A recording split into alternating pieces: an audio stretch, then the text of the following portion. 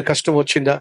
ఏదైనా సమస్య వచ్చిందా? మీ ఆశ అడుగంటిపోయినట్టుగా అనిపిస్తుందా? నువ్వు సాధించాలనుకున్న దానికి అడ్డొచ్చి పడిందా? నువ్వు చేరుకోవాల్సిన గమ్యానికి చేరుకోలేకపోయావా? కొనాలనుకున్న ఇల్లు కొనుక్కోలేకపోయావా? పొందుకోవాలనుకున్న ఉద్యోగం పొందుకోలేకపోయావా? వెళ్ళాలనుకున్న విదేశానికి వెళ్ళలేకపోయావా? అలా వెళ్ళలేనప్పుడు సైతాను వచ్చేవన్నా తెలుసా? ఏం చేశాడు నీ దేవుడు అన్నప్పుడు నువ్వు కూడా వంతపడి, ఏంటి ప్రభువా ఇది? నేను నమ్ముకున్న పుణ్యానికి, నీ పాదాలు పట్టుకున్న పుణ్యానికి, నీ మీద ఆధారపడిన పుణ్యానికి ఏం చేశావు? ఈరోజు మార్గాలన్నీ మూసిపడేశావు.